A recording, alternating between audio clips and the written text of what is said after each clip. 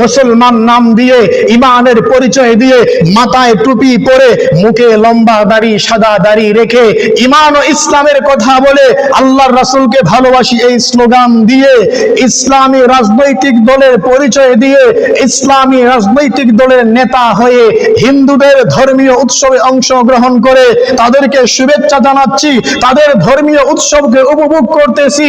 আল্লাহর কসম করে বলি, নিঃসন্দেহে সেটা শিরকি কাজ, নিঃসন্দেহে সেটা হারাম কাজ। আজকে আমরা অবলীলায় এই সমস্ত অপকর্ম করে যাচ্ছি শুধুমাত্র ক্ষমতার লোভে, শুধুমাত্র ভারত আর আমেরিকাকে খুশি করে ক্ষমতার মসনদে বসার জন্য।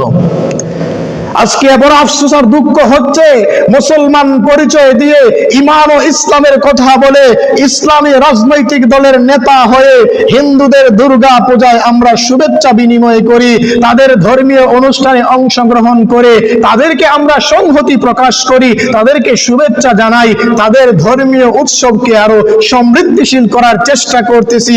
নিঃসন্দেহে এটা গুমরাহি, নিঃসন্দেহে এটা শিরকি, নিঃসন্দেহে এটা কুফরি কাজ ছাড়া আর কিছুই নয়। আমরা শুধুমাত্র ক্ষমতার মসনদে বসার জন্য ভারতকে খুশি করতে চাই, আমেরিকাকে খুশি করতে চাই, ভিন্ন ধর্মাবলম্বী মানুষকে খুশি করতে চাই, শুধুমাত্র ক্ষমতার চেয়ারে বসার জন্য। আমার ভাইয়েরা, বড় আফসোস হচ্ছে, ধর্মীয় অনুভূতি নিয়ে যারা রাজনীতি করে তাদের ভিতরে এমন ভাইরাস ঢুকেছে, তাদের ভিতরে এমন মন মানসিকতা তৈরি হয়েছে, বলতে আফসোস হচ্ছে।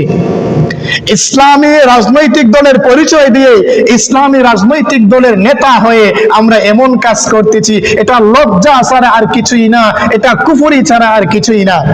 যদি বেহায়া না হতাম, যদি সামান্য পরিমাণ আমার ভিতরে আত্মমর্যাদা থাকতো, গায়রত থাকতো, তাহলে কখনো আমি মুসলমান পরিচয় দিয়ে ইসলামী রাজনৈতিক দলের নেতা হয়ে হিন্দুদের ধর্মীয় উৎসবে অংশগ্রহণ করতাম না, তাদের ধর্মীয় উৎসবকে আনন্দমুখর করার জন্য, সফল করার জন্য শুভেচ্ছা বিনিময় করতাম না।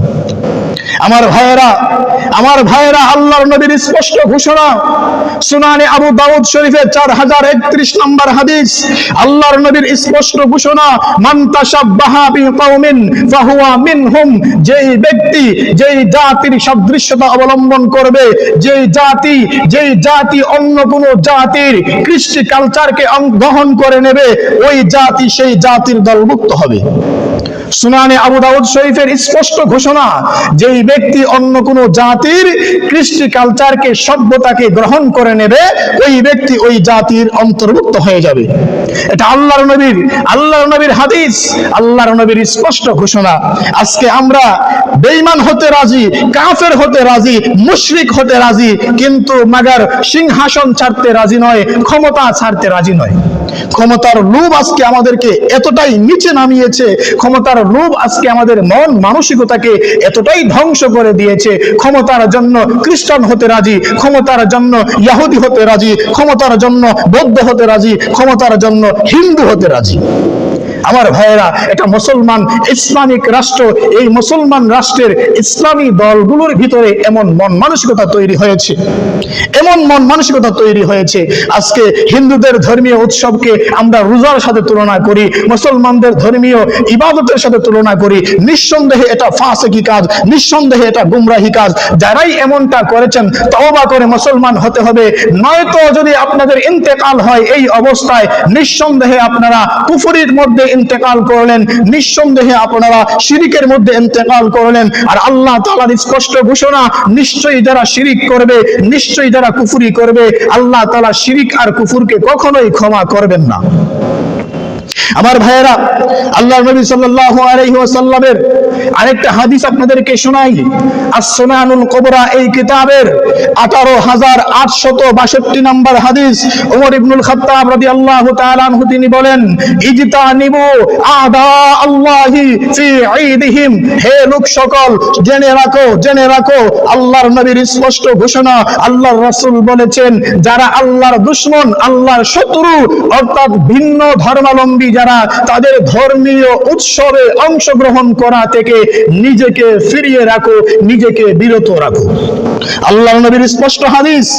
আজকে আমরা আল্লাহর নবীর হাদিস বাদ দিয়ে ক্ষমতার জন্য ধর্মীয় উৎসবে অংশগ্রহণ করি, তাদেরকে শুভেচ্ছা বিনিময় জানাই, আমি অমুক রাজনৈতিক দলের পক্ষ থেকে আপনাদেরকে শুভেচ্ছা জানাচ্ছি, আপনাদেরকে স্বাগত জানাচ্ছি, আপনাদের ধর্মীয় উৎসবটা আনন্দমুখর হোক, সুন্দর হোক। এটা লজ্জা ছাড়া আর কিছু হওয়া নয়, এটা গায়রতহীন ছাড়া আর কিছু হওয়া নয়। নিঃসন্দেহে এটা দালালি, নিঃসন্দেহে এটা তাদের প্রভুদেরকে খুশি করার জন্য, তাদের দাদাদেরকে খুশি করার জন্য আর ক্ষমতায় চেয়ারে বসার জন্য এই কাজগুলো করা হচ্ছে। আমার ভাইয়েরা, আরেকটা হাদিস আপনাদেরকে শোনাই।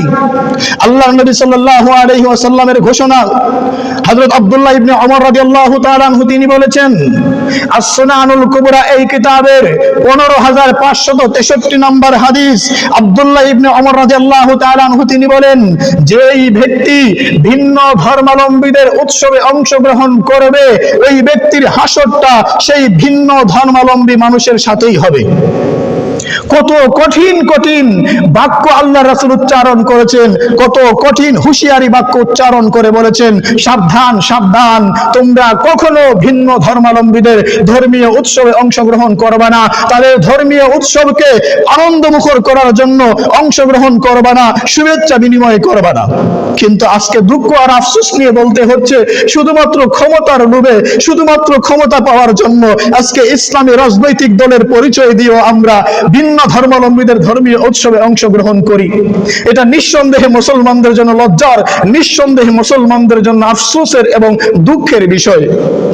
আমার ভাইয়েরা, আল্লাহ তাআলা স্পষ্ট ঘোষণা করে দিয়েছেন, যারা ইসলামের শত্রু, মুসলমানদের শত্রু, যারা আল্লাহ এবং তার রাসূলের শত্রু, তাদের ধর্মীয় উৎসবে অংশগ্রহণ করা যাবে না। যদি কেউ তাদের ধর্মীয় উৎসবে অংশগ্রহণ করে, আল্লাহ তাআলার স্পষ্ট ঘোষণা, ওই ব্যক্তিরা নিঃসন্দেহে শিরক কাজ করলো, নিঃসন্দেহে তারা কুফরি করলো।